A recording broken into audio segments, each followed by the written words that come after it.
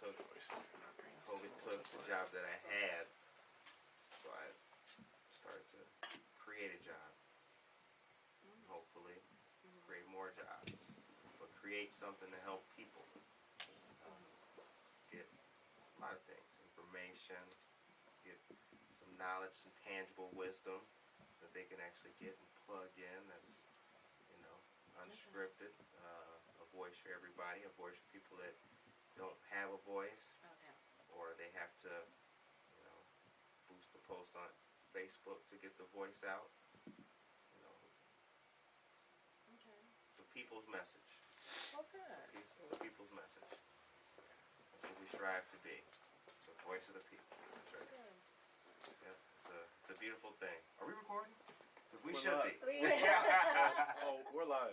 Oh, great, good. Whenever it's the voice of the people. And we want peace, harmony, and everything in between for our veterans, our seniors, our undocumented folks, and our members. Rise and shine. Pour yourself a cup of coffee and tune in to Good Morning Aurora. News, weather, and really cool interviews. Monday through Friday from 8 to 9 a.m.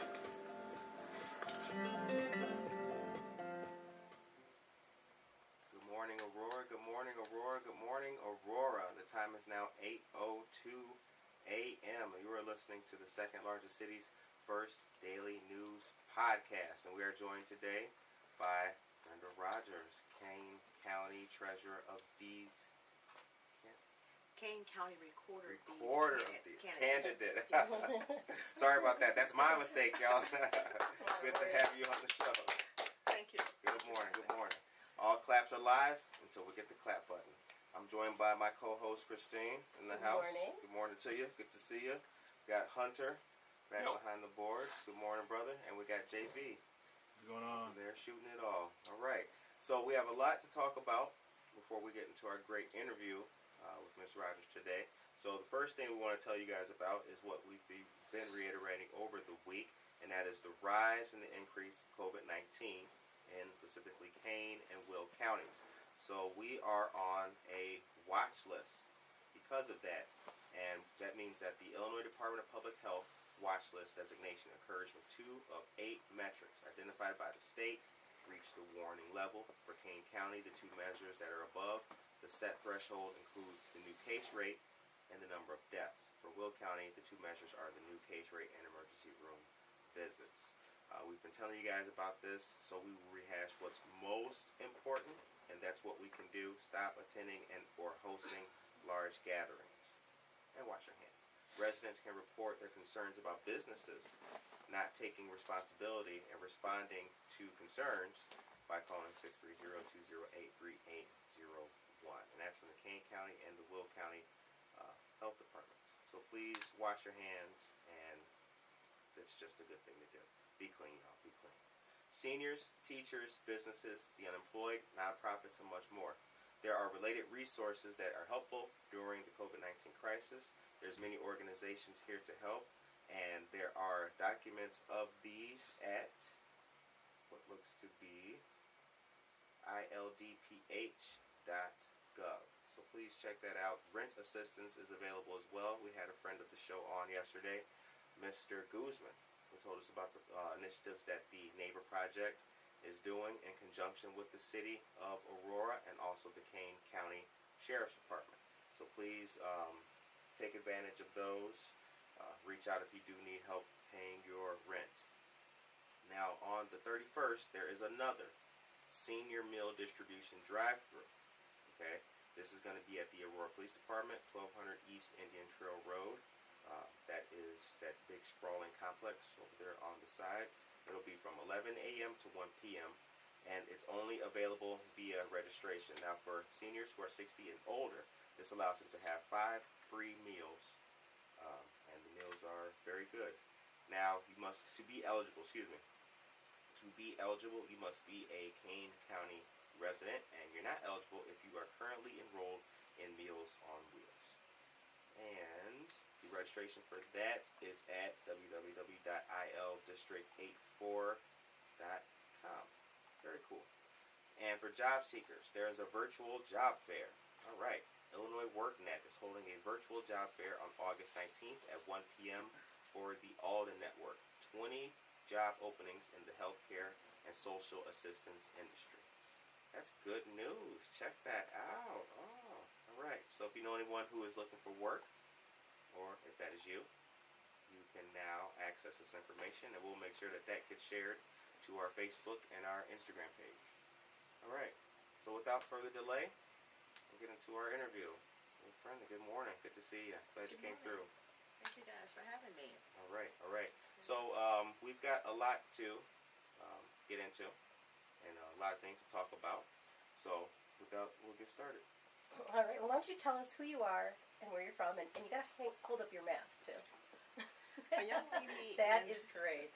A young lady in Elgin made this for me. I was at an event and I had the regular mask, and I'm like, okay, what can I do when I'm in the grocery store and things of that nature and can't advertise? So I thought of this, and I asked her, could she do this for me? And she said yes. I ordered it on Sunday, and she delivered it on Wednesday. So yeah, It's so definitely memorable. yeah. Thank you. Very Thank you. cool. Nice. But I'm Brenda Rodgers, and I am I'll start where I'm born. I was born in Mississippi, and Cleveland, Mississippi, a small town, and we moved to Chicago in 1976. We lived on the west side, and then we moved to the north side. I lived in Cabrini for a year, and then we moved to, we were supposed to move to Carpentersville, but we ended up moving to Elgin in 1978. In 1980, we moved to Streamwood. I moved back to Elgin in 1983, and I've been there ever since.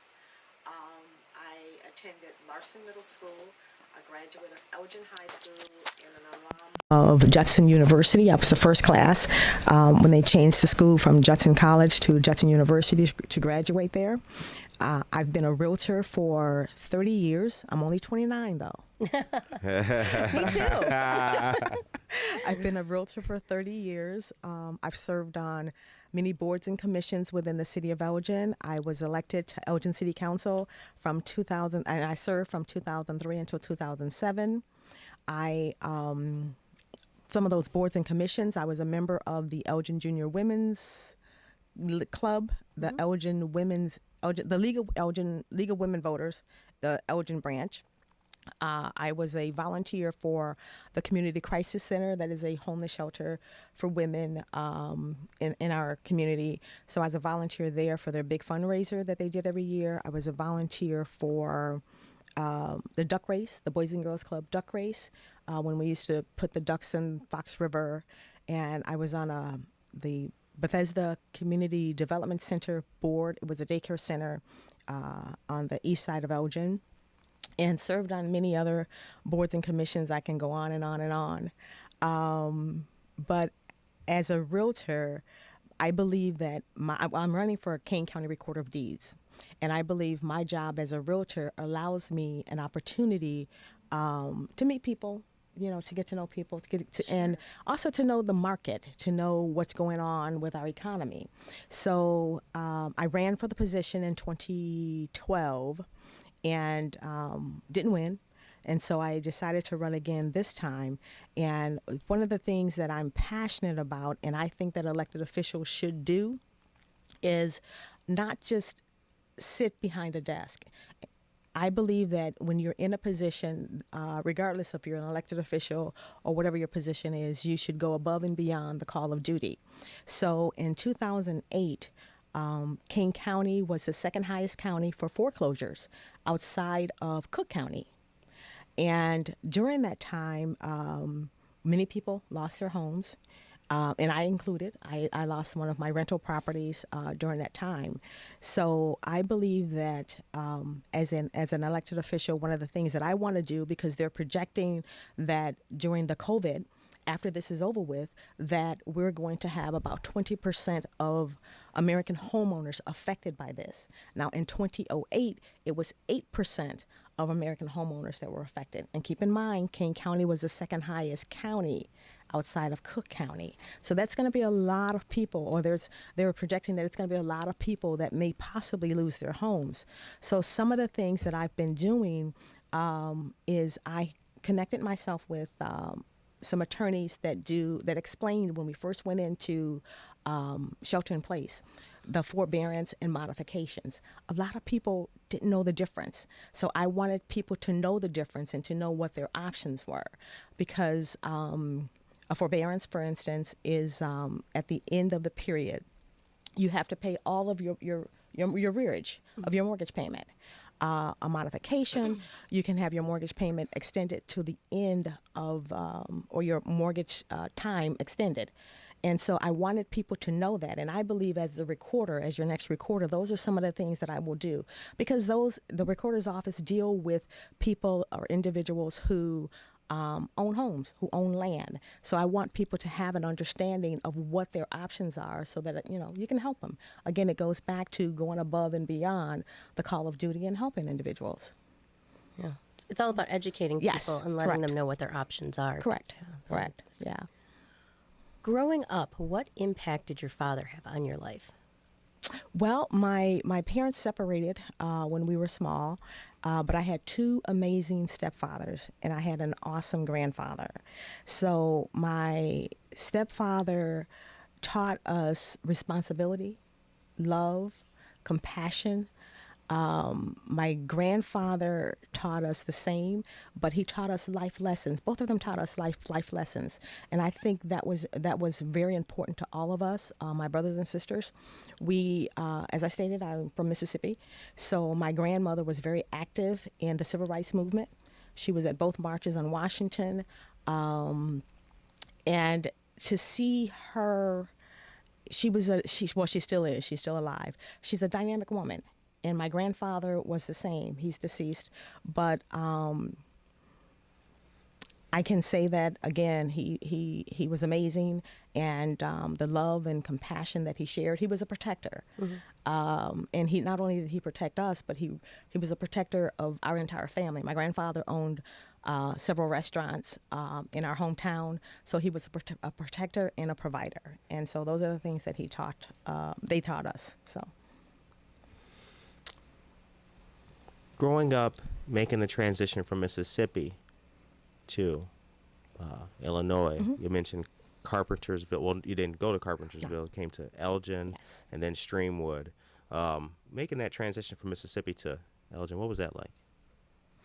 Oh, my goodness. I remember the day because in Mississippi, our family was very close-knit. So every Sunday we would get together. My grandparents had acres of land. So we would get together, our family would get together every Sunday and have dinner.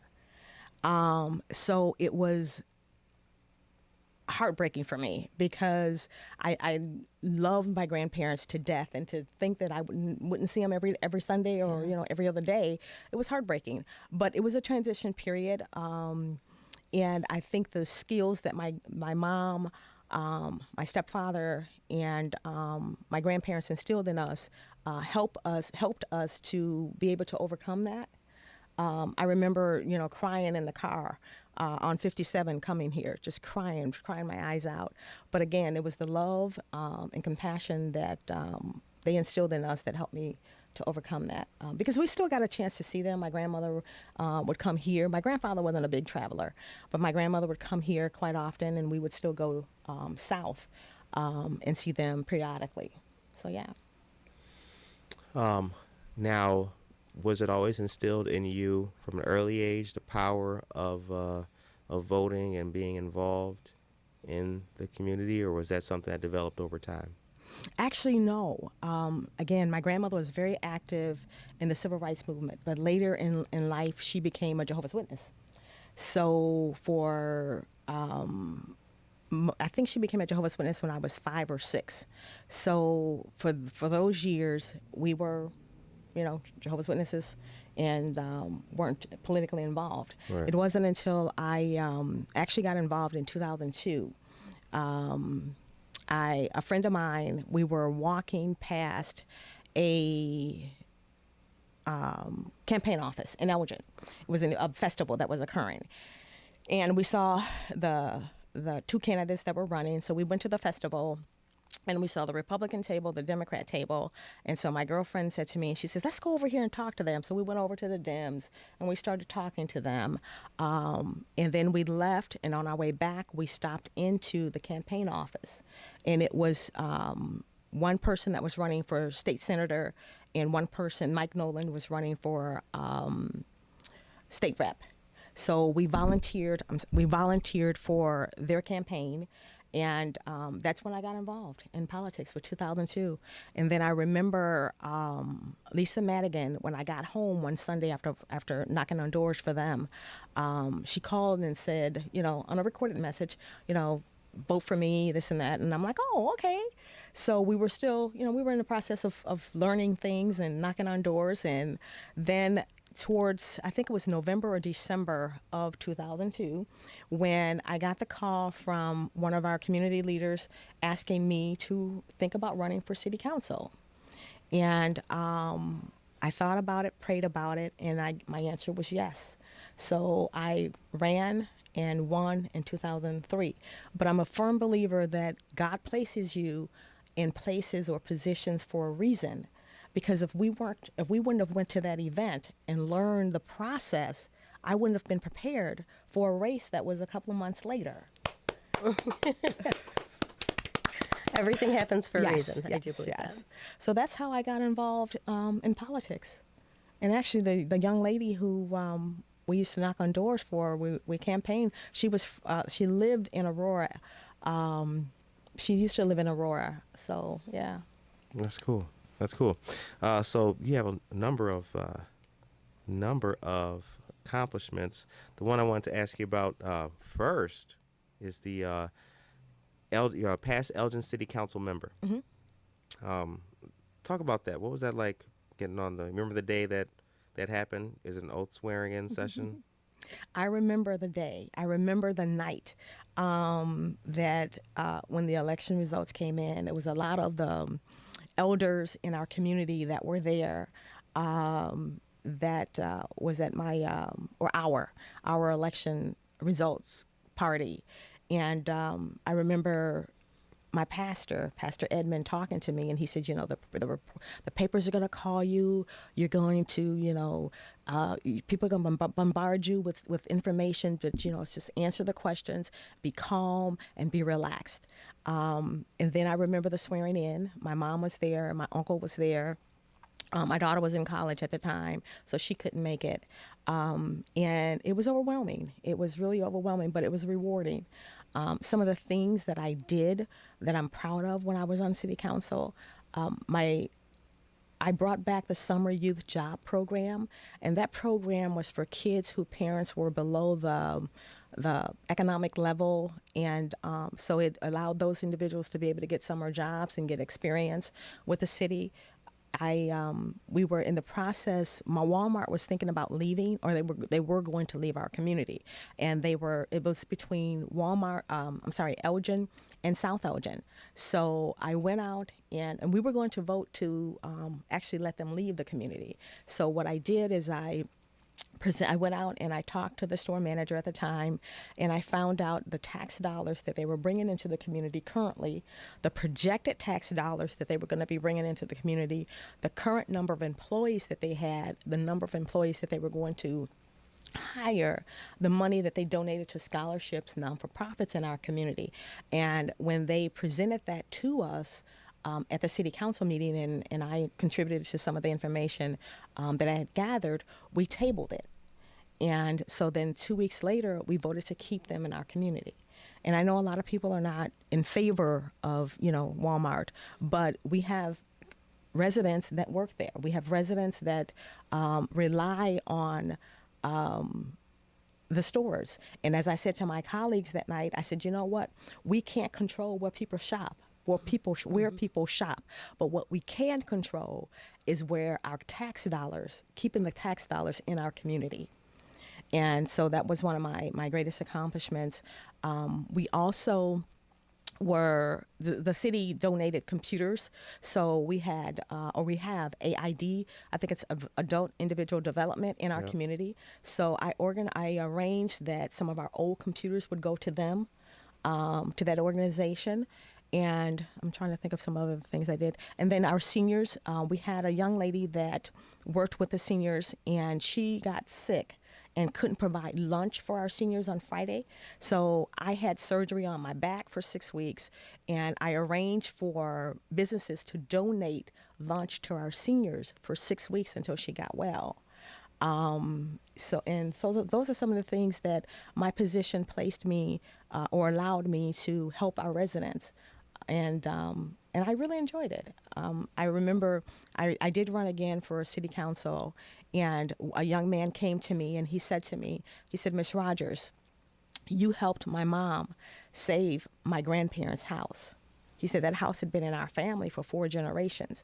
And when you were on city council, you helped us save that house.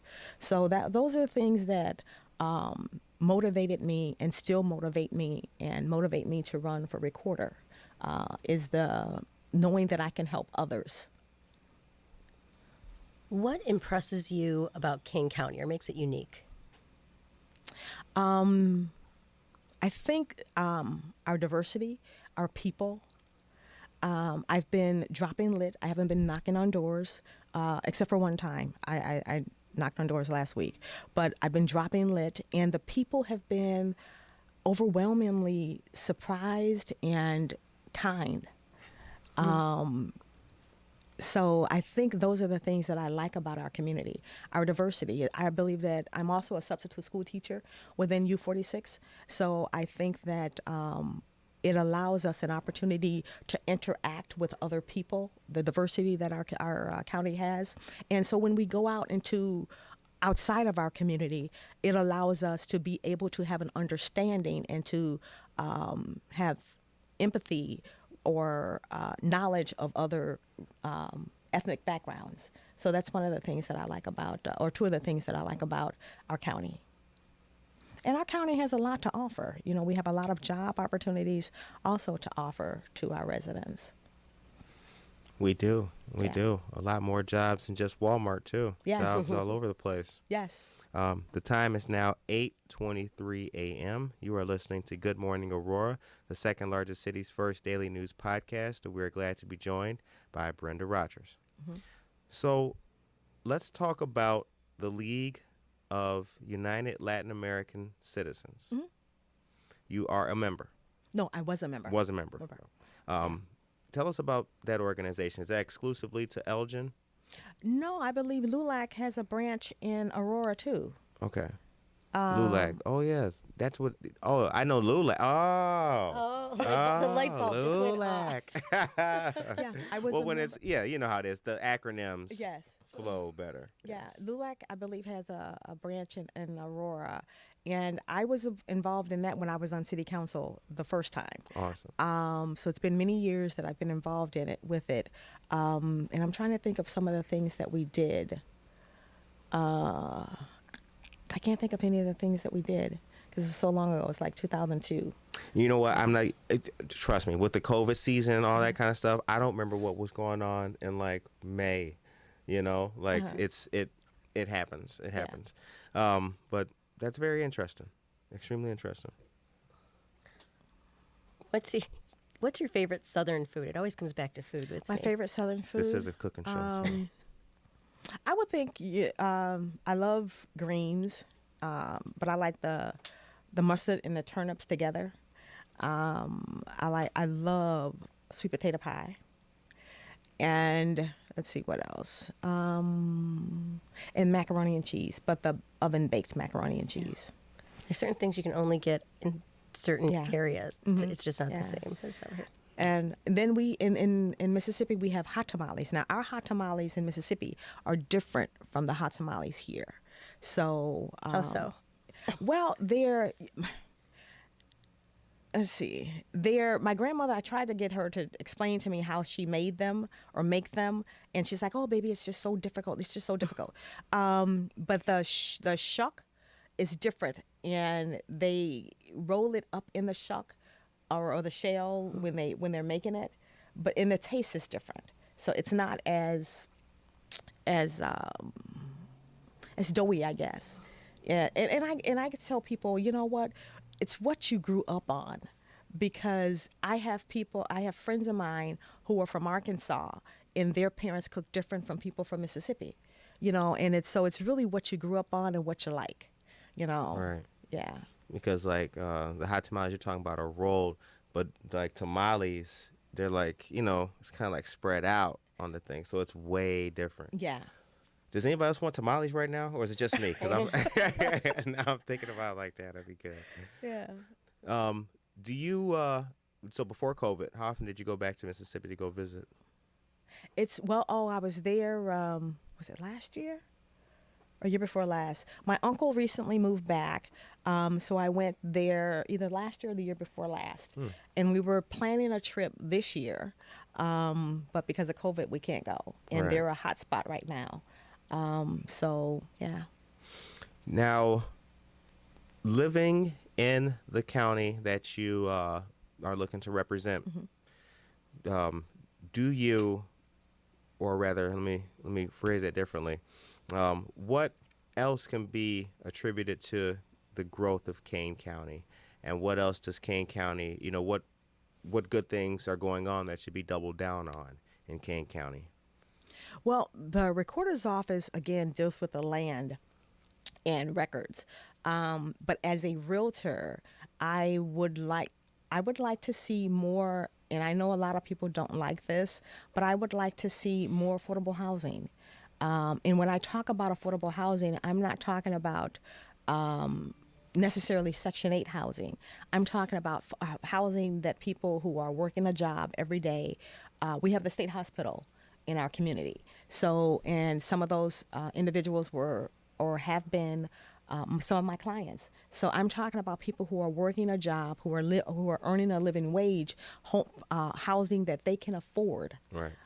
So that's one of the things that I would like to see. Now, the recorder's office doesn't deal with that, but that's one of the things that I'm passionate about, because I see so many people within our community that can't afford, and they have the income, but I shouldn't say can't afford, but there's no housing stock that's available, what I consider the first-time home buyers for those individuals.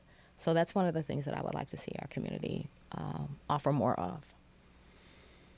I think that's a good idea.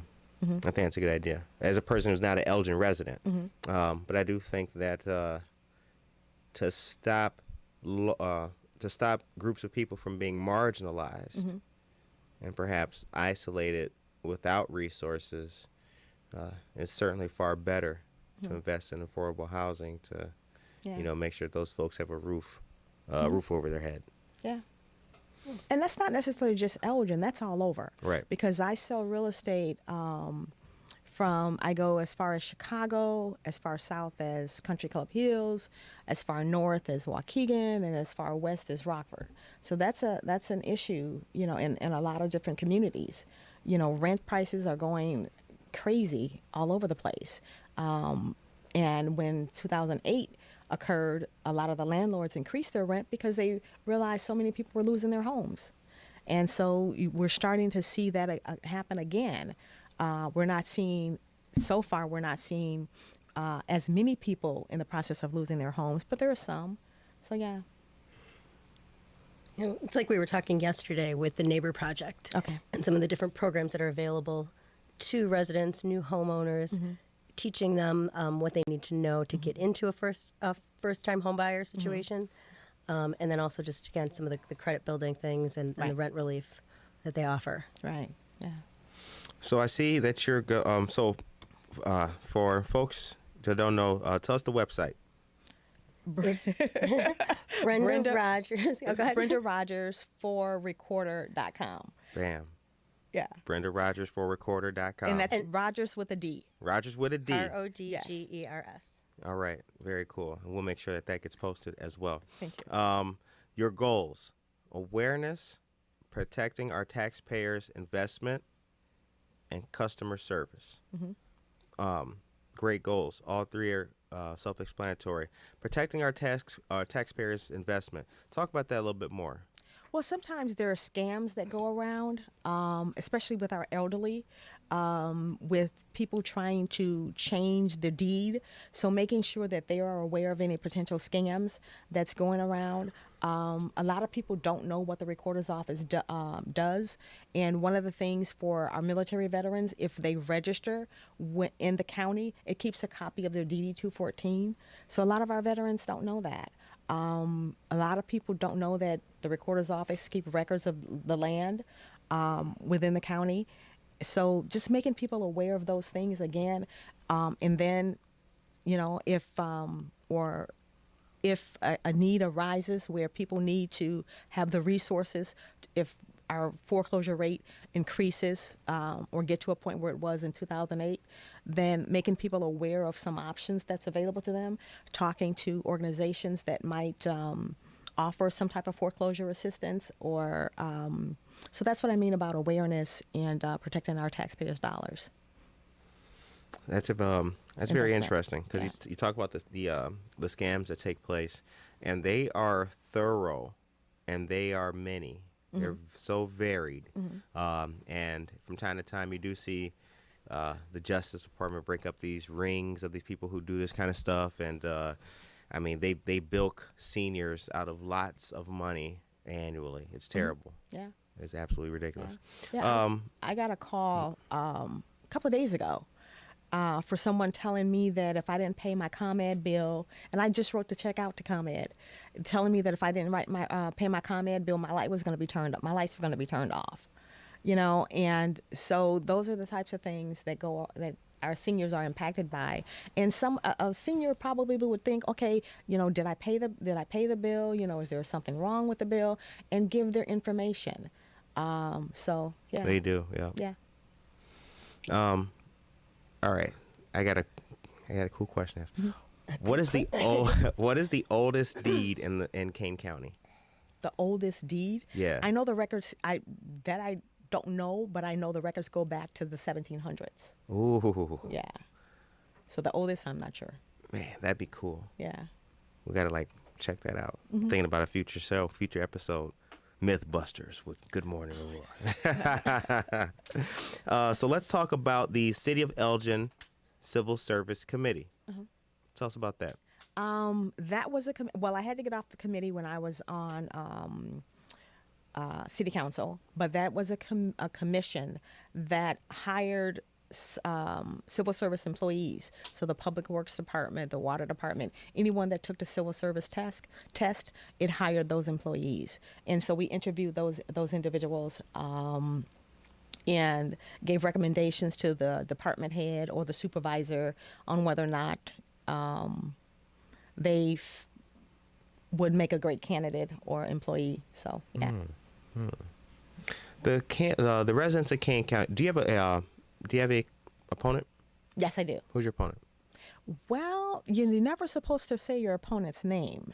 Facts. You want people Facts. to remember your name. Facts.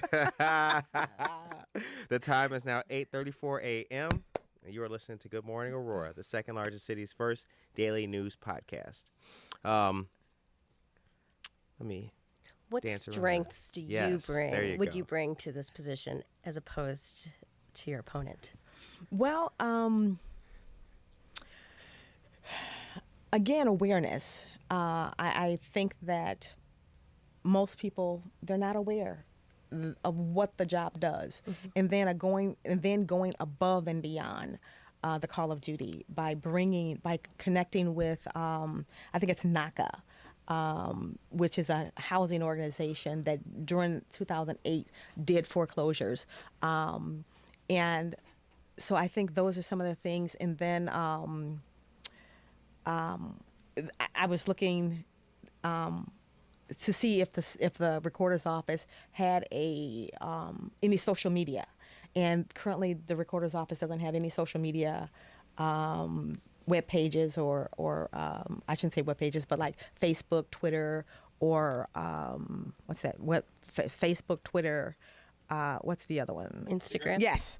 The recorder's office doesn't have that. So bringing And a lot of our younger people, they use those types of social media communicate. outlets. Yes. So just doing that, and then looking at the site, it could be the website, in my opinion, could be updated a little bit. I did talk to a computer person, and they were trying to explain to me some of the things that it should be able to do. And I look at a lot of the recorder's offices, forms of communication, like, for instance, Cook County, Lake County, McHenry County. And so just making sure that we are up to date and reaching people in their environment. So I don't think the recorder's office is currently doing that. So those are some of the things that I want to bring to it.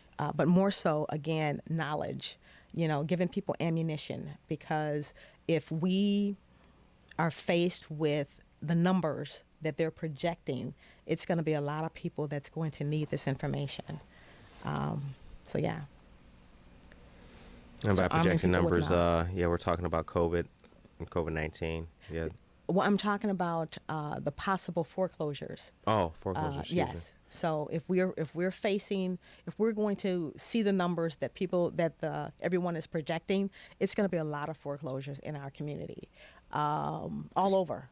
And so just arming people with knowledge of how they can possibly save their home. I mean, you can't save everybody's home, but just giving people the knowledge and making sure they understand it.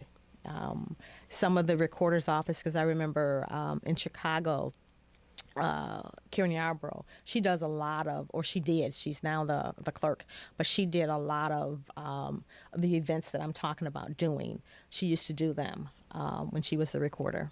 So, yeah. Interesting. Very cool. Very cool. And obviously, campaigning during this COVID time has been difficult. You mentioned you were dropping off lit Yeah. to different people's homes. What other things are you doing, or events to kind of get the word out? Well, going to as many public events as I possibly can. This past Friday, I was in Aurora for the food drive that Kane did. And then I was later on that afternoon, I went to the back to school drive that the AAUW did. Then Saturday, I was at a food drive that Elgin Democrats did. So attending as many events as I possibly can, and then dropping lit. And so I'm planning a phone banking event to reach people that way as well. Yeah. And when I say dropping lit, we're not knocking on doors. So, yeah. You're just literally bringing it and leaving it. Yes. Do you miss canvassing and all that? I do. And some of the people that have been outside, and I'll tell them, can I ask them, can I put this on your door? And one gentleman said to me, he says, oh, you can hand it to me. I said, well, I'm trying to do social distancing. He says, oh, no, you can hand it to me. So people are, I'm finding that people are happy to see individuals walking around. I bet. Because we've been, in shelter in place, and a lot of people don't go many places still. So people are happy to see people walking in their neighborhood and walking around, and they're more than happy to talk to you, So, yeah. It's an experience, too, when you're out there meeting people and they get to engage with you and ask you those questions. That builds a lot of, the community likes that ability. Yes. They like the ability they like that people are not so aloof and unattainable and you can't talk to them and everything like that. Right. They like that people, and as they say, all politics are local, so they like that they can see these people and engage with them. Right. That's great. Yeah. So let's talk about now, I want to talk about the census. Because I think at the last projection I saw, which was Monday, you guys were kicking our butt in responding to those who responded to the census. I think you guys were in the high 70s. I'm not certain. I did mine, though. Okay, yes. Yeah. You got to do the census, yeah. Can you we need to hear from you. I want the listeners to hear from you. What is the importance of filling out the census? Well, it's an opportunity for tax dollars to come into your community. It's an opportunity for you to be counted. It's an opportunity for better education for your children. So I really encourage people to fill out the census and encourage your friends and your neighbors to do it as well, your relatives. Encourage everybody to do it. You can either fill it out through paper, or there's a number that you can call and fill it out. And it's my understanding that now they're having individuals knock on the doors in certain communities because of people low response to the census. So again, I encourage people to do it because the money, otherwise your money, your community will not receive the federal dollars that it could have, and the money won't go towards the schools that we needed to go towards. All right. I think I filled mine out online even. I called for mine. Or I filled somebody's out online. Yeah. I don't Yeah, know. I did mine online. It was Yeah, easy. okay. Yeah, it was Yeah. very easy. So for those of you listening out there, you can do the census online. Yeah. It's very, very, very simple. Now, I'm sorry. Oh, talk about what's going on in the schools. You mentioned you're a substitute teacher. And is it virtual there? Is it in-person learning? How's that affecting you? Our school district is virtual right now. And by me being a sub, I'm not informed of the day-to-day as a regular teacher would be, but I do have nieces and nephews in the district, and so they. It's my understanding that the elementary, in the beginning they could have been either virtual or attend school, I guess hybrid, but everything is virtual right now until I think September 8th or 9th. So it's challenging for kids, and I'm not sure how they're going to do it now. But the last school year, I was subbing for a teacher who was on medical leave, and it was challenging for the kids. It was I didn't sub a lot last year, so it was March 13th, and it was my first day of subbing. And I remember the principal saying, telling the kids to take their computers home. And I kind of suspected what was going on. So we're in the hallways yelling, take your computers, make sure you take your computers home. And then I followed the lesson plan that the teacher had left for me. And then, talking to the kids, there wasn't a lot of communication with the parents, with some of the parents. And some of the parents did contact me to get an understanding of what was going on. But just everybody was just trying to get through it and help the kids as much as they possibly could. Yeah, adapt. And I think that's what's, happening now. So, yeah. It was crazy. I was looking through like my social media field, and I'm seeing all these kids in their back to school photos, with the mask on, and you're just looking like, what happened? Yeah. Yeah. And the desks with the plexiglass around it, Oh. looking like a little science experiment. Okay. Socially distanced, 6 feet apart, so half the class size and everything. And yeah, it's just, it looks like a bad science fiction movie. It does. Yeah. Yeah. I think that until the school experience in every part of it that has to do with personality and getting along with others and that freedom, until that came back, I think it's best to just be at home. I don't know. I just, it has an arcane look to it. Maybe it's just me. Anybody else? Well, I personally agree with you. I think that until until the numbers go down, or until we have a vaccine, that it would be best to keep our kids, safe. But I do understand, because I was at the doctor's over the summer, and the nurse was talking to me when she found out I was a substitute school teacher. She was talking to me, and she's like, I hope the kids are going back. I said, I don't think they're going to go back. She says, well, my husband hasn't been working, and I've been the one who's been making all the money, so I need the kids in school so that my husband can go back to work. So I do understand that, but I think that we have to say which one's more important. You know, and you can't put a price tag on someone's life, and our kids come in contact with so many people. You know, not only are they coming in contact with the teachers, but they're going home. They're coming in contact with their friends. So I think that until we have a vaccine or until the numbers go down, I think that the elected officials did make the best decision, and keep it and going to e-learning or sticking with the e-learning. Safer option. Yeah. Who are some of your inspirations? My inspiration, my grandmother. Definitely, my grandfather was one of my inspirations. My daughter. One of my teachers. I had a teacher my senior year, Mrs. Renwick. She wrote me a beautiful note when I graduated from high school. And I carried that note with me until it fell apart in 2002. And then she came because at that time I was working at Coldwell Banker when I won city council. She came to Coldwell Banker and handed me another note. So she was a big inspiration for me. Miss Renwick? Miss Renwick, yeah. Shout out to Miss Renwick. Yeah. Shout out. My mom. So, yeah, those are the people that I would say are inspirations to me. And what do you think makes a good leader or a role model? You know, we were talking about kids.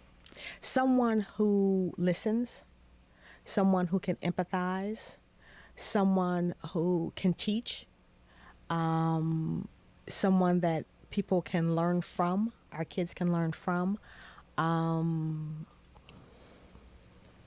So I think those are the qualities. Yeah, but I think listening more so, because as my aunt has a saying, you know, sometimes I don't need you to, to tell me anything. I just need you to listen. Sometimes that's more important, just listening to a person. Because if a person, I believe that if a person has a problem, sometimes if they just talk about it, they can get the answer themselves. Oh, yeah, that's definitely true. Yeah. That's definitely true. I'm constantly apologizing to members of my team here because sometimes I have something in my mind. I just need to vent, right? I just need to rant. I just need to tell somebody about it. And that way, sometimes it comes out when you're talking to another person, like, yeah, we should do this. Yeah, we have a couple of those moments a lot. So, yeah. It's good. Yeah.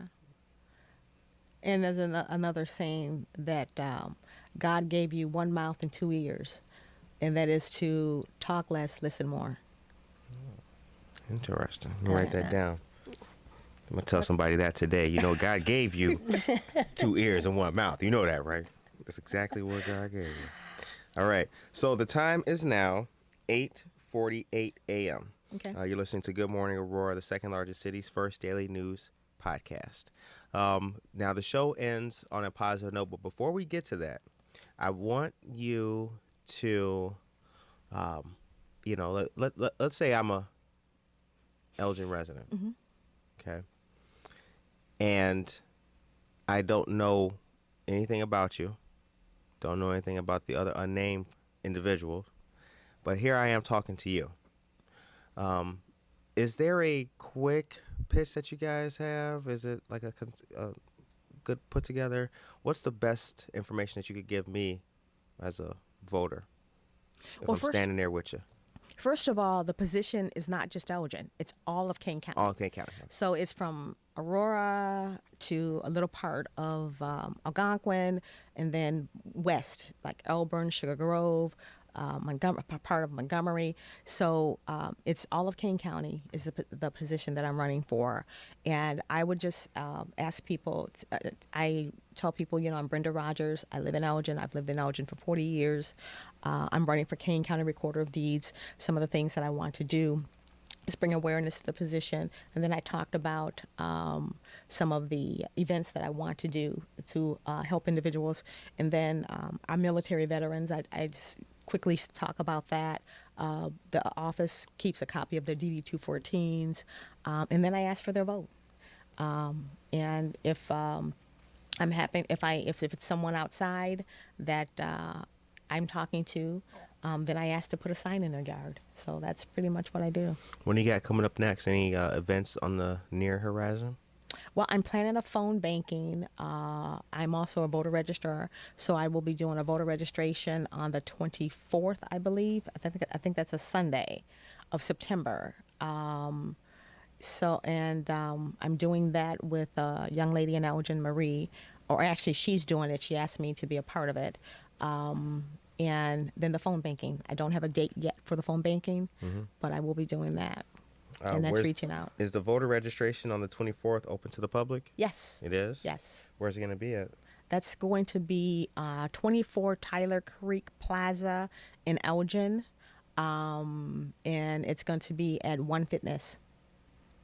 It's a gym, One Fitness. Got it. And Marie White is the organizer of it. All right. Rosemary White. So we'll make sure people know about that. September 24th, voter registration. I think the hours are from 2 to 4. Okay.